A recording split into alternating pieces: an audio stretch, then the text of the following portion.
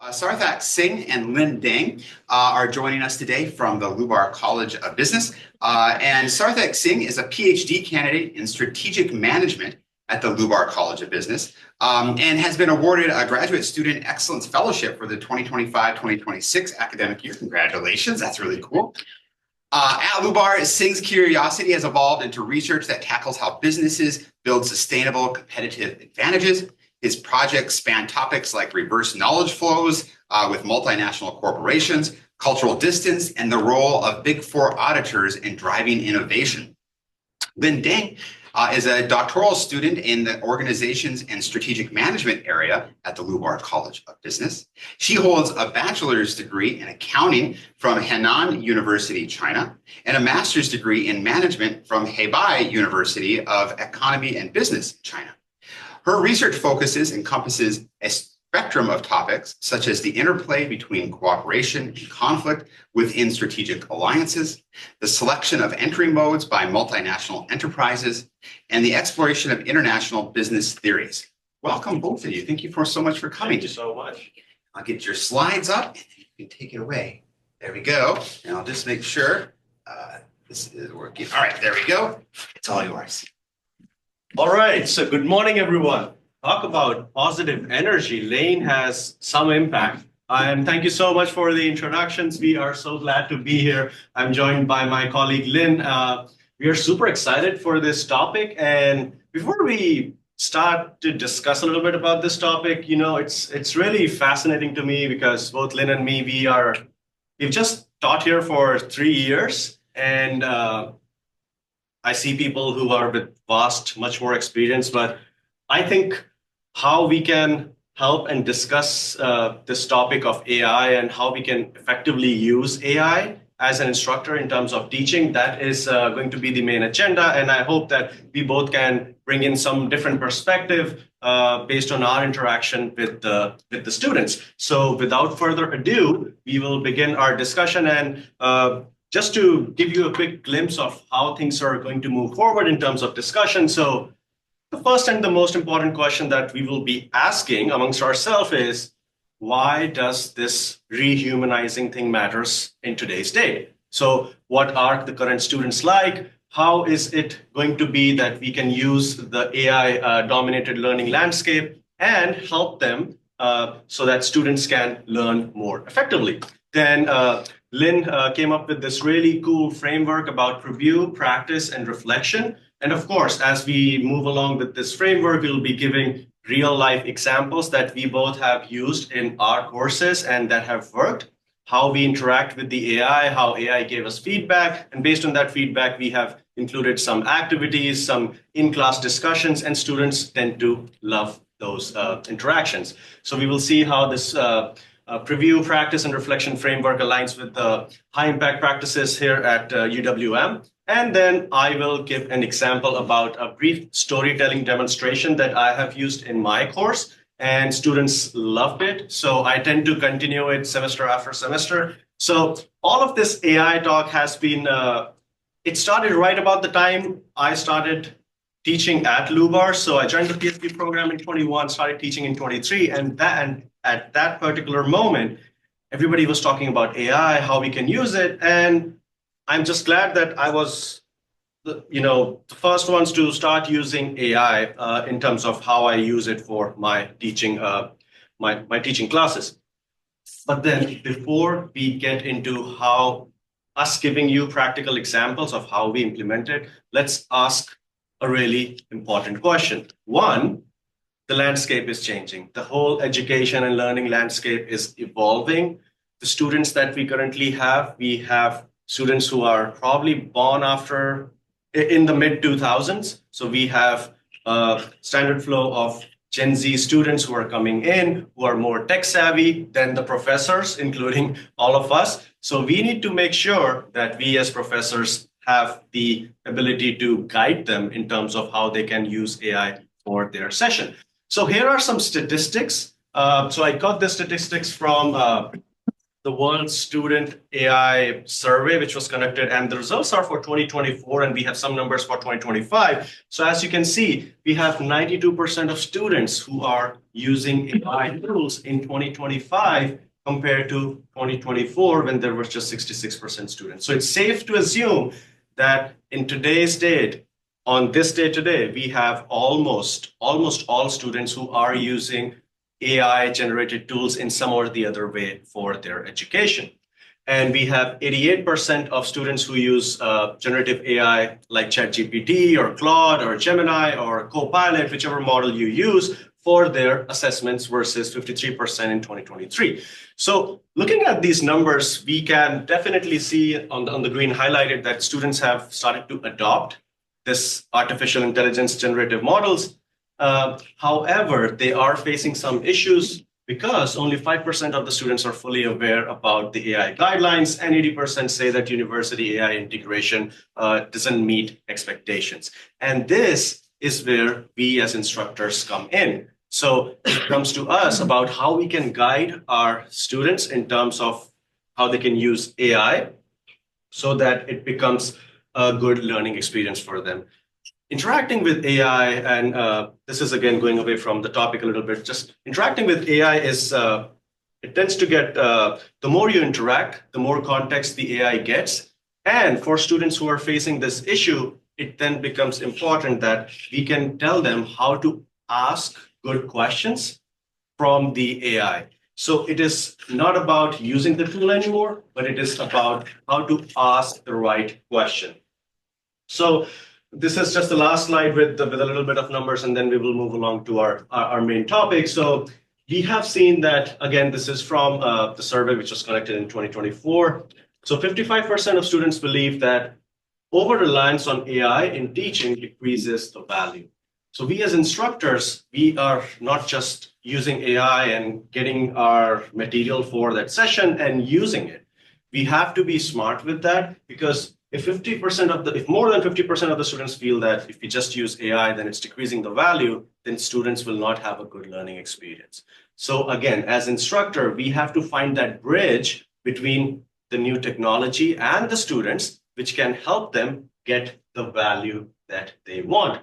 And again, more than 50% of the students believe that over-reliance on AI, it negatively impacts their academic performance. And when I was discussing this with Lynn, and we were thinking about, students are facing so many issues. What can we do about it? The first thing that we thought about is we have to stop treating AI as something we can rely on. It is just a tool. It cannot supplement an instructor's value. So then that led us to the next step, how we can effectively implement the use of AI in our class or in our courses. So AI is a tool. It is not a replacement for the instructors. And how we tend to use this AI tool, specifically in how we rehumanize the connection with the students, is through storytelling and through building trust and empathy. And in a brief while, I'll be talking about how we can actually do that. So reflection deepens learning, the topic that I briefly touched upon earlier on, the students need to feel valued and comfortable discussing these questions. And once they see the instructor doing and relying on generative AI as a tool and coming up with new activities, students tend to feel more comfortable. So before we get down to our PPR framework, I have a question for everyone, either you're online or in person. So I'm just finishing up my PhD here. We have a few professors at LUBAR. So when I see them and it's around Halloween time, they're like, do you want candy? I'm like, yeah, why not? So I had this activity in my class. I got candy for the team who's going to win. And I asked my students, okay, so who wants, I had some leftover candy. So I was like, who wants some candy? And it was absolute silence in the class. And for the first time in my life, I was shocked while teaching. What's going on? Did I say something wrong? So I repeated my question. Okay, so who wants candy? Everybody was quiet. And it just suddenly struck me like, what's going on? Why are they not responding? If it were me or anybody else for that matter, I would have jumped up at free candy. So I went back home and I thought about this, like what is going on in these students' mind? And somehow I'm lucky enough to have friends who are 5, 6 years younger than me, and they are exactly in that right Gen Z mindset. So I talked to my friends, a lot of friends, and I thought, okay, so if I give you this situation in class, what's going on in the student's mind? And one standard theme which I got across all the responses was, we just don't want to look like the person who's taking the first initiative, or we don't want to be look like a person who just wants candy, and that is why we don't react. But I said, that's not how it works. A professor is giving you free candy. You should feel comfortable enough. You're among your friends, among your peers, to go and grab that candy. But that is not how the current students that we have behave and operate. So it then got me thinking, if we can relate this to the students more relying on their cell phones, and they're much more confined to themselves, and they're not comfortable in the classroom setting. Even after we have such a good relationship, we do all the fun activities, but even after 7, 8 weeks, they don't answer to this question, and there is something we need to change. And how we change that is by using AI tools to help us generate more activities, more fun time through empathy, trust, and storytelling. Whatever we as humans do, we really, really love storytelling. We just have to give one small nudge to some person and they will start with their story. So what we decided to do, and I and Lynn, we both did in our class separately, is why don't we do an interaction with these AI models and try to come up with some fun activities. Now, what that does is when I go and do those activities in the class, I tend to give them a heads up. Hey, I know not everybody is comfortable in the class, so I'm here to moderate the discussion, to facilitate it. And I have used AI to come up with this really cool assignment and discussion. So why don't we do it? So what that does is, first of all, it gives the student a sense of trust between the facilitator and the student itself. And when they get to that activity in terms of storytelling, they're always excited. Okay, now we have something new to work on. And how we design these stories is what we will discuss in detail as we move along. So this is just to give you a brief introduction on how empathy, trust, and storytelling based on academic peer-reviewed research has shown to increase student engagement and student performance. So student teachers, those who demonstrate high level of empathy and support students' needs, so they have more higher levels of engagement in class. So now we have established students, Gen Z students are facing some issues in terms of interacting in class. We can use AI as a tool and not replace it. So then when we move towards the preview, practice, and reflection framework, which Lynn will be talking about, and after that, we will be taking a look at some live practical examples on how we can implement these strategies, how we build empathy, trust, and storytelling in our activities to get the students more engaged in class. Thanks, Sarthak. So we will directly move forward with this PPR. P is like when you try to cover some new content for, let's say, next week. You give students some assignment, ask students to do some preview. Sometimes you can even give students more specific questions. For example, what I did in my class is I'm teaching cross-cultural management as an international business teacher.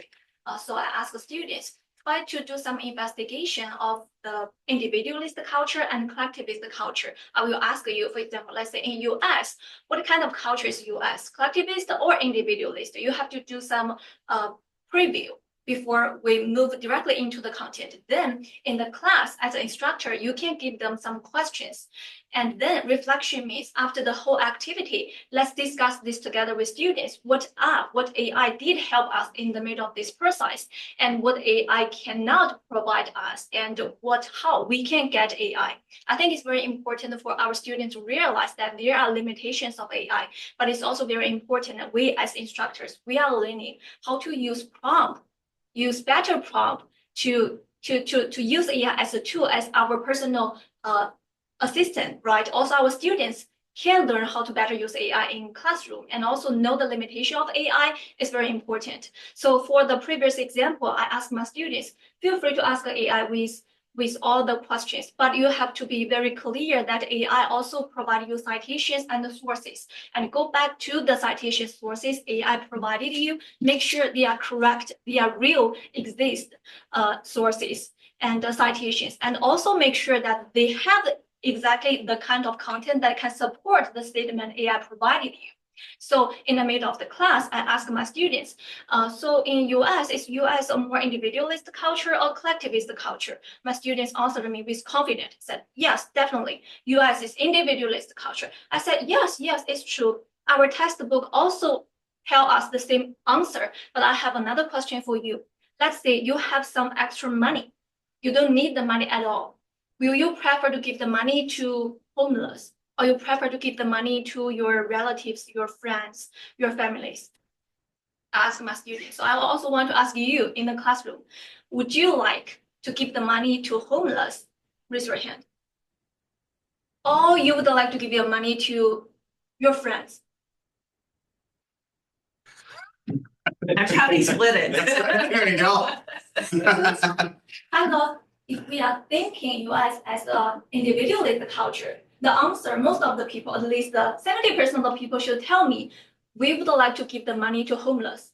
But more than 90% of my students said that we prefer to give the money to the people in our group, to our friends, our families, our relatives. I said, maybe they don't need the money, just like you. It's some extra money. Still, we want to give them. It's always good to have some extra money, right? So they gave me that kind of answer. So I asked the students, did AI tell you that even in the country we believe they have individualist culture, still people behave differently? People have some collectivist culture when they are behaving. So culture is something really, really difficult to say. You can give an answer as the textbook told you, but in practice, in your real life, in real businesses, it's still very, very different. For example, another example is like I ask students, what is high culture distance? What is low culture distance? They believe a good example, AI helped them generate the real life experience is that in meetings, especially in US, countries like US, when you have meetings, as an employee, you can feel free to say something disagree with your manager, with your leader, and that is not allowed in collectivist culture. I said that's true for most of the case, but there are other factors that is influenced. For example, this is a formality. It's an informal meeting. Or this is what kind of meeting? Is a state-owned firm's meeting or private firm's meeting, a large firm's meeting, a board meeting, or what kind of meeting? There are a lot of other factors that is influenced in the middle. You cannot just tell me because this is an individualist culture, it's a low power distance culture, so people can speak freely. Employees can speak freely to their managers, can disagree with their managers in a meeting. You cannot just say like that. That is something AI will not tell you. What does it mean? It means AI need to be trained. Like we can use AI. We give AI some good content. AI also give us some really good feedback. But if we give AI some random content, AI will give you some random content. So I train my students that you have to know your innovative capability, your innovative thinking capability, your independent thinking capability is very important. You can use AI as a tool to improve your learning efficiency, can help you with brainstorming, but you have to be the one who is taking control of everything, taking control of the direction. You have to guide AI. So overall, from a lot of very interesting activities, this kind of PPR activity, my students really learned that there are a lot of limitations for AI. AI is not telling you 100% of the truth. I might ask more questions. Or what if? What might? What about a different scenario? What might happen? You have to ask a lot of questions to AI, and then you can train AI to give you better answers. So I think through this PPR reflection, first of all, students can be able to know how better to use AI. Then as instructors, it is very interesting in class. But as instructors, we also need to give some correct direction in the middle of this process. So that is overall what we want to realize through this PPR framework. And then it is close connected to high aligned outcomes. Like students can come up with critical thinking capability. We integrate these questions, this class content, this lecture content with real life examples, with real world scenarios. And then through the reflection, students can know better about how to use AI in their real life, in their assignment, in their studies, and also can know limitations of AI. So I think this is really an area that as instructors, we are also learning how to use AI together with our students.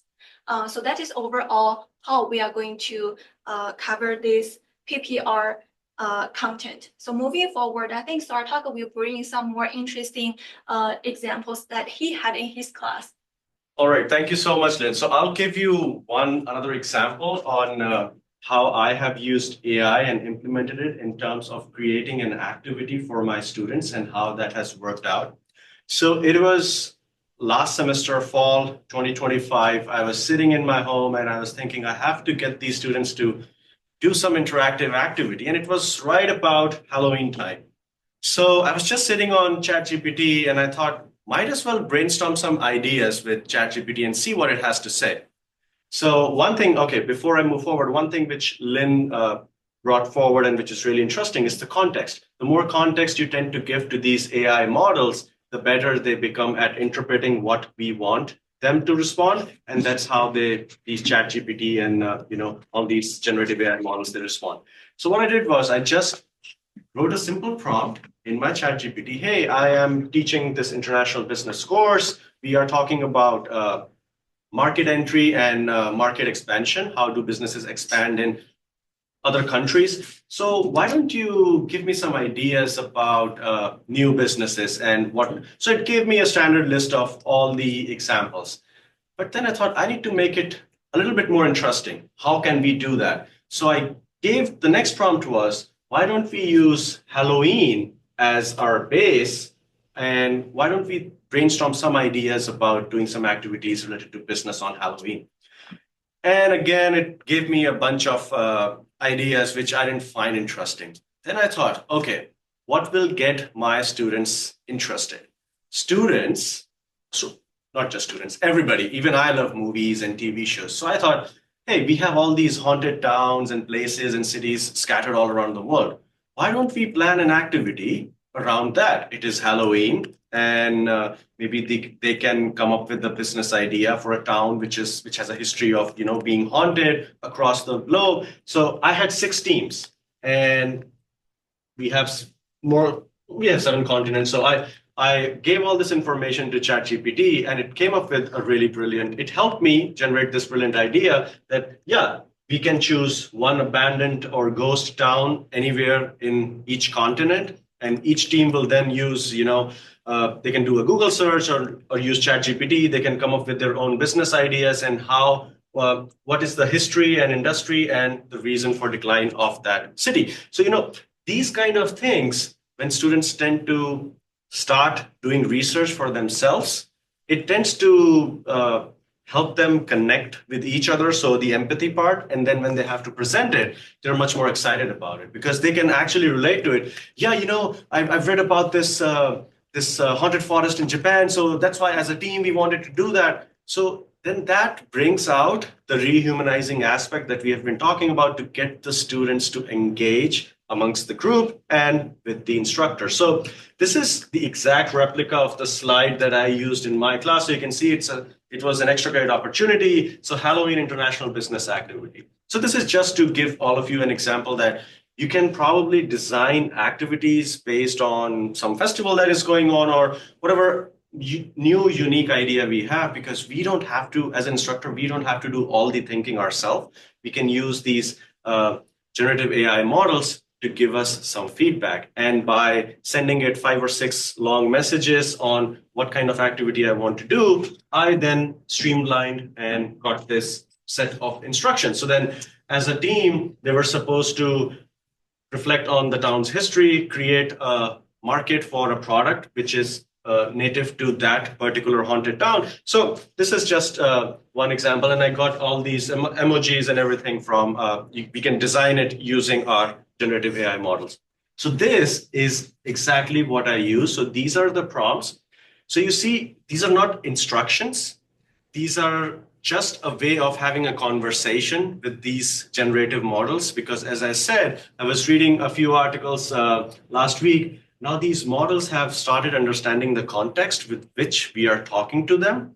So the more detailed and more nuanced instructions and kind of like a conversation we have with them, the better their response is. So if you see in my first prompt, I said, just help me design a Halloween activity for my international business class. I have a class of 6 groups and I want each group to find a ghost related town place. So you see, sometimes you have to give these models a detailed step-by-step instruction, and then it can give us a much better version of streamlined instructions. And then again, it gave me a bunch of ideas, but I wanted to talk about products. So then my next prompt was, hey, how can we, replace whatever idea you gave me with products, and how can these groups expand that product in international market? So this is one way that we as instructors can use these generative AI models to create activities. And after that activity, I specifically asked for feedback from the students. So what was your, what was your feedback on the activity? Did you guys like it? Was it engaging? And they loved it. So I thought, okay, so maybe this is the key. This is the thing that I have been looking for to get these students engaged. We can ask these generative AI models to give us maybe random ideas. It is about, it's spring is here, so might as well ask ChatGPT, hey, can we do some activity which is related to, the spring vibe? And the more you talk with these models, the better their responses get. So the idea behind doing this activity was, how can I connect with my students? And these indirect aspects of, a haunted town, it's a Halloween vibe, and related to the business studies that we are doing, all these things tend to create the trust and empathy environment within the classroom.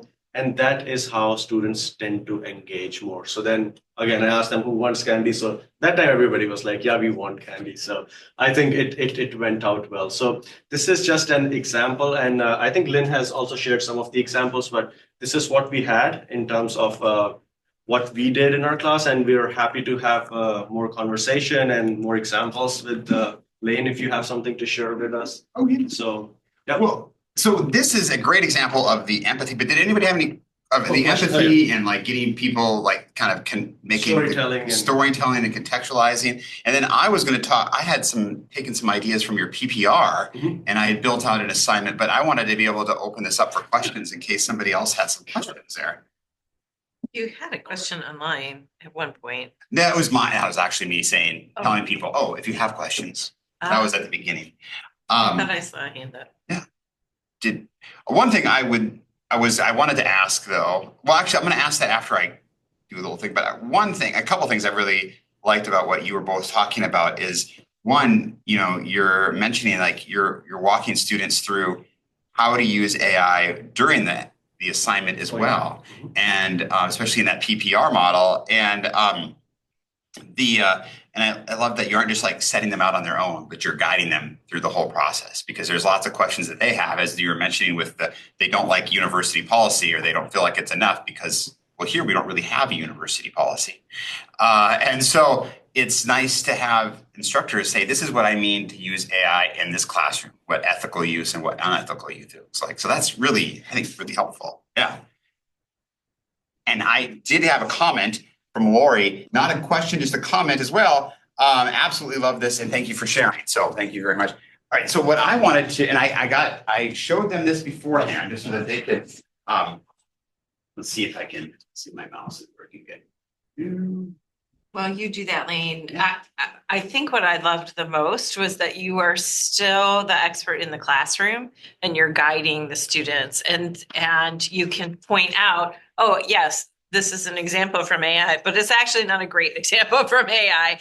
And here's surface level knowledge that the general public might have, and here's how that is nuanced from context and situations. And so I thought that was really neat. What were some of the products that they came up with from the ghost towns? I'm curious. So yeah, because Japan story I remember because that team was really excited. So they were talking something about renewable stuff. I don't exactly remember. It's been now 4 months since I did this activity. There was this abandoned coal mine in Europe. So they said we want to kickstart that business again. We can set up, in terms of energy production using that coal. So that was one idea. And there was something in South American continent as well. So it is, they came up with really brilliant ideas. And I can probably reach back to you with all the responses that I got, but those are the ones that I can think about right now. And then how did you connect that to what they were supposed to be learning? So what we were supposed to be learning that day is how do you enter a new market? So how you take your business and how do you expand it abroad? So if they're talking about, let's say it's an abandoned coal mine, so you want to kickstart the coal mine. So then how will you sell your coal to other countries? Do you create your own small company in those countries, like a subsidiary from your main headquarters and then sell it off? Do you just sell it off to the governments in those different countries? Is it like a contract? So then those are the nuances which I discuss. So that still remains the responsibility of the instructor to, once they have all that fun, then I'm like, okay, for each group, now this is the feedback that I have. So now think about how would you sell that goal or sell that product into a different country? Would you want to do a contract? Is it a licensing? Is it a subsidiary? How do you want to enter that market? So at that time is when we tend to give our feedback to the students. And I think they tend to understand it in a much more efficient way when we do that. Now you've given them such clear examples and they were able, but you've also given them the opportunity to create their own example. Exactly.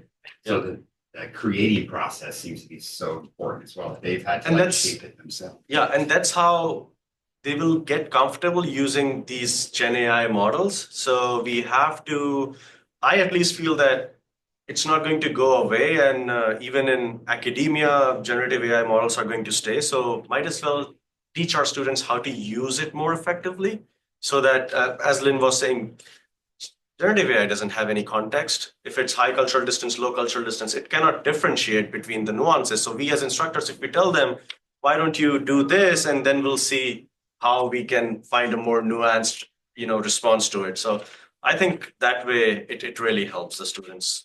And it's really training them how to use that. How to use it. And where the limitations aren't just because it's hallucinating, but because we didn't give it the context. Exactly. And that if you keep giving it, if you don't give it the context, it doesn't matter how good the AI is, it's not going to understand the context, the low or the high cultural differences. Yes, right? yes. I get that into a sentence.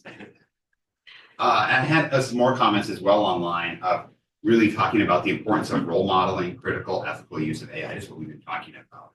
And also, just talking about as well that, you're giving them that creativity to be able to go and explore a topic of their choice that's connected to what's going on. And it's something that they're going to remember. Yeah, exactly. Right.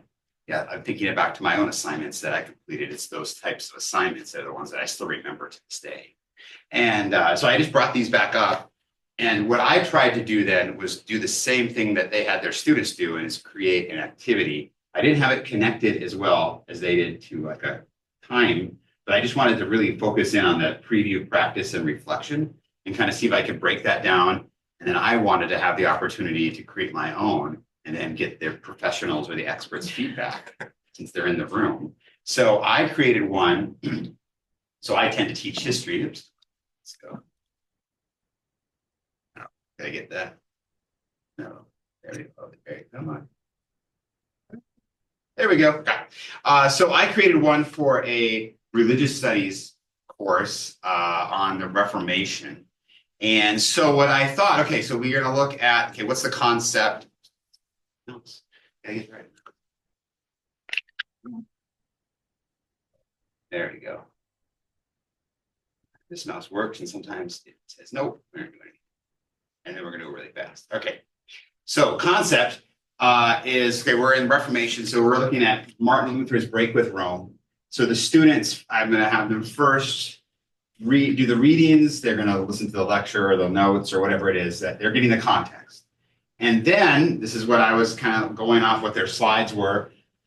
So I have the students who get back together in class and using the PPR. So this is a little bit different than the Halloween example. This is a little bit more, I'm trying to focus really just on that preview, practice, and then review. So the PPR model. And so what I want them, so after we do the break, then I want them to, I'm gonna have them walk through, I'm gonna say, okay, students, I want you to put into a prompt into AI, so we can use Copilot, so they have access to Copilot. Explain in plain language why Martin Luther broke with the Catholic Church in the early 16th century and gave one real-world consequence that lasted beyond his lifetime. So what I thought I was going to have the students do is then just put that into the AI. The AI gives them a response, and then we have some focus, some full group discussion, right? So we talk about what the AI got right, where it oversimplified, what voices are absent. So peasants, women, Jews, Catholics who stayed. What would we need to verify this? So where could we verify the results of AI? And I think you had them already do the sources, right? Oh yeah. Yeah. So they had AI had to give them sources. So that's one way. They could also then go back to the lecture or the readings. Okay. So I'm on the right path. And then I thought, okay, well then I'll have them break off into groups. So if I was going to do this in class, I'd have them break off into groups maybe of 3 to identify one of the gaps that we've identified. So they had the AI prompt, we talked about it in class, what gaps are there. Then I'm going to have them break off into groups and they select a path of their choice. So that's not as creative as Halloween, or a ghost town, which is really cool. And I connecting that to business that's expansion. That's cool. But I connect it with, they take one of those topics that they were interested in, and then they identify one of the gaps from the preview debrief, and then they collaboratively build a scenario around it. And then, so they're talking about, okay, so they're going to talk about, I think an example I have just below that is the peasants, or what happens to guilds as they, as the city council adopts Luther's ideas, what happens. So they take one of the examples and then they start looking that content up, right? So they're critiquing the AI on a very specific topic. And then afterwards, this is the questions that they've come up with. Is that correct? Did I have this right? So they've like, okay, so this is the question they're going to talk about. They've identified a problem. And they're going to look at this issue right here about advisors to a mid-sized German city council in 1525. Luther's movement has reached your town. Some guild members want to adopt the new faith. This is threatening economic consequences. And a group of peasants is invoking Luther's ideas to demand political rights he never intended to grant. What does your council do next and why? So we're looking at, okay, so there's some issues. Some people are wanting to adopt the faith in the government. The peasants, which is actually what does happen, is that there's a massive peasants revolt throughout Germany in the 30s and 40s and massive bloodshed as a result. What are taking Luther's ideas and running with them? So they're going to look at this gap that the initial prompt the result didn't come up with. They didn't talk enough about the peasants. So this is kind of the question that they're going to investigate. And then the groups compare their reasonings and their assign what they've got out of it. I absolutely love the idea of the groups comparing the results, Okay. because that is, again, whoever student is using the generative AI model, now that model is getting trained as per the student, what the conversation the student has. So each student will get a little different version of the response for the same question. So it's always good to have them compare answers, because then they can probably come up with something which they all agree on. Yeah. And I think this is a really good example of how you want to do the practice part, because again, generative AI doesn't have context. And one other thing which I just realized recently is, and I was reading about it, sometimes these models, they tend to be overly optimistic and supportive to what we are saying. So even if we are giving them a context, you can tell them, after you give me this particular response, why don't you give me a critique of this? Yeah. Why don't you criticize, the argument that we are making? How is it weak? How is it strong? What do you think about it? So then it tends to give you a little more fodder to ask the next question. Right. Yeah. So that is also something which tends to work. So now I ask my students, why don't you ask for what are the strengths of your question, what are the weaknesses of your question, and then again come up with a new, better question. So it's about asking the right questions from the chat GPT. Yeah, because I remember looking at your prompts even on Halloween, and it was, it's a brilliant question, or this is really great. Exactly. Next step. Yeah. That's why I had those initial responses from ChatGPT, because it's always so supportive. It's amazing. Yeah. Don't tell me that. I want to have something which is really solid as an instructor, because we have to make sure that students learn, and for that we should be comfortable using these models, and we should understand what are the nuances of playing around with these models. Yeah, so it's like a partner AI, but Mm-hmm. sycophantic, right? All right. So then they can compare their reasoning with the assigned prompts, and then they kind of walk through that, and then they discuss and debate what the results are. So some people might talk about Catholic responses. These ones are investigating a question about the peasants, and then they talk about that in class. And then the reflection part, I just had an exit ticket of like, what question did you ask today that you couldn't have asked at the start of class? And what would you need to find out next? And that one I was kind of trying to get them to think about things as a historian, of like not just taking what you're given, but to ask questions about what you're given, and to help them really see that, oh, I can dig past that surface level, text, and I can kind of ask questions about that, of what I'm given. So there's the reflection. Anything you would all do differently from what I did? I think, given your context, I feel it's you've designed it in an amazing way. And again, Don't be sycophantic. but the thing is, and here's the interesting part: each area of study will have kind of different understanding of how we are playing around. So if you're talking about specifically following the PPR, it makes absolute perfect sense. And challenging the assumptions which you did in the reflection part, this is also something which students, we have to teach them how to challenge the assumptions so that they can come up with their own critical thinking and new ideas. So I think everybody, if we have people from different departments here, then they can probably try their own way and see how it works. Yeah. And I think this is a good example that you did.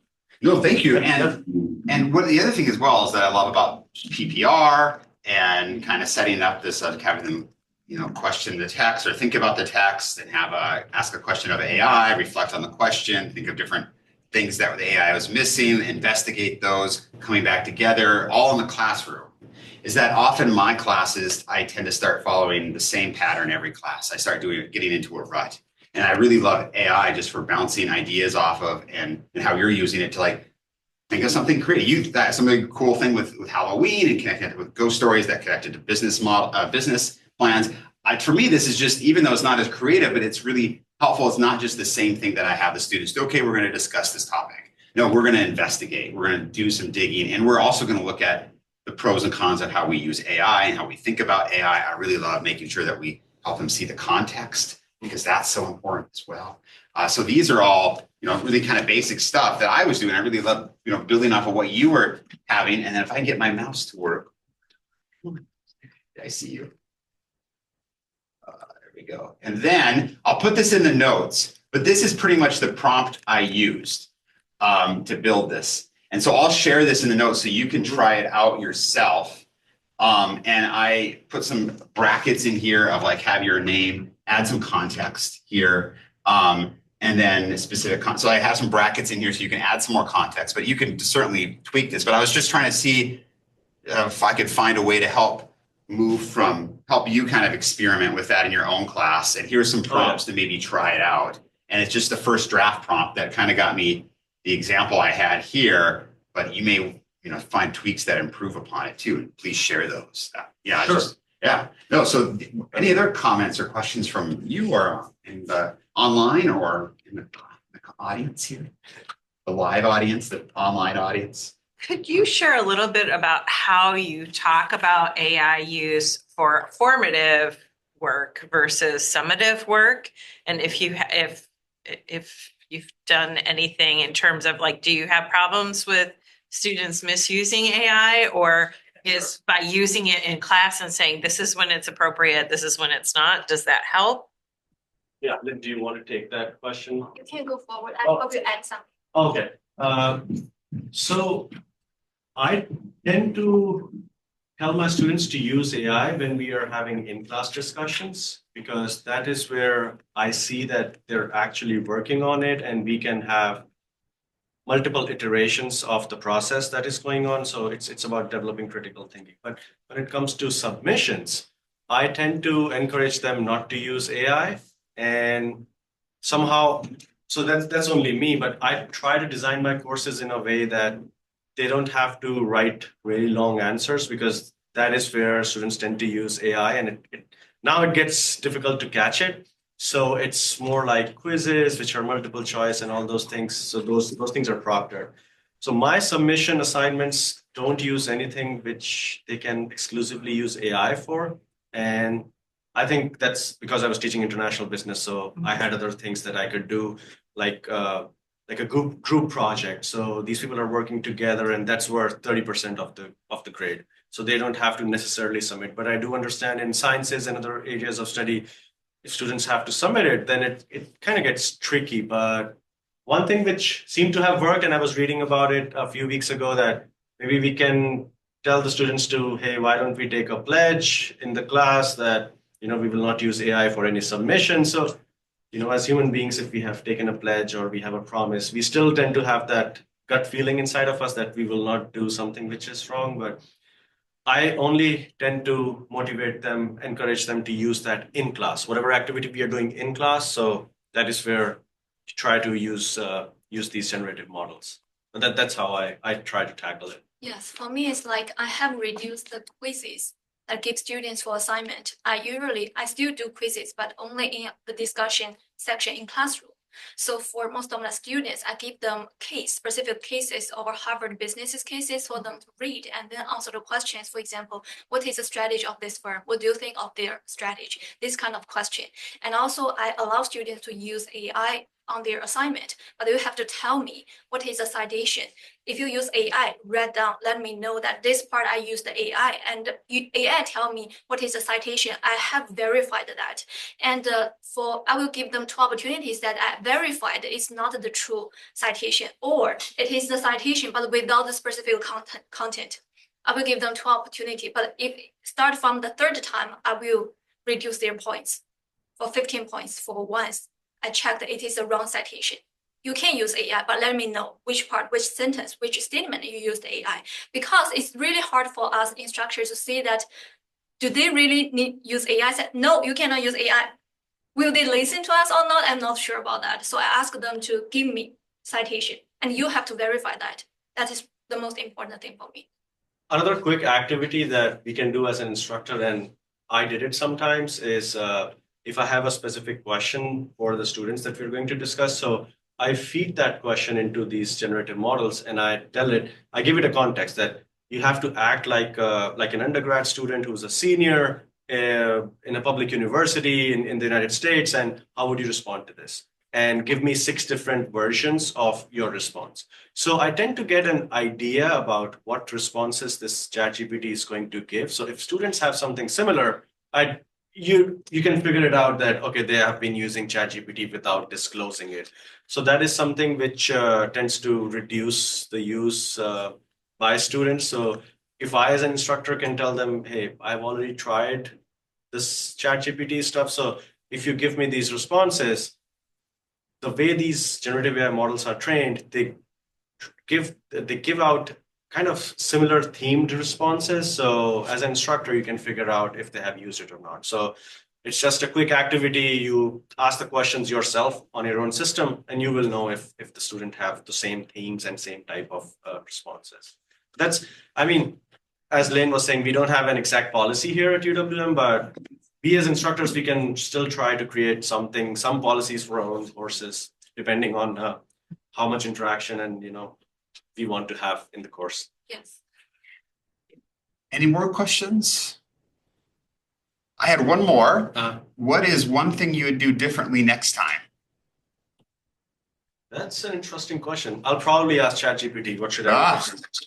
But other than that, in terms of providing context, the more I read and spend time preparing my course material, it is during that time I tend to think about different things that I can do. So Halloween was just I just came on spot. I was not thinking about it.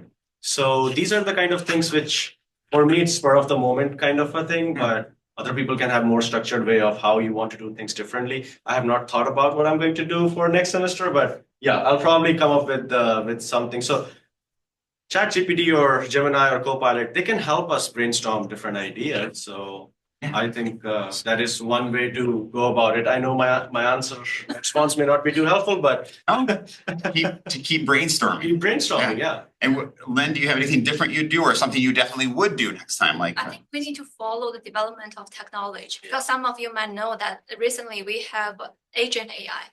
Mhm. We can use agent AI. So as instructors, we need to follow what AI is developing and then add some new content into our teaching. So that is basic idea. Oh, yeah. So that's, yeah. Yeah, piggybacking on Lynn's idea, we need to keep, to some extent, a track on what are the changes in these technologies, because in the last couple of months, all of these ChatGPT, Gemini, Claude, they all started having more context about the person they're interacting with. Mhm. So the more I respond, the better they start to sound like me, which earlier was not the case. So all these models, they keep on evolving and developing. So maybe every 3 months or 4 months, just take a look at the news, how these models have evolved. So that can give us a pretty good idea on how we can come up with new ideas. Yes.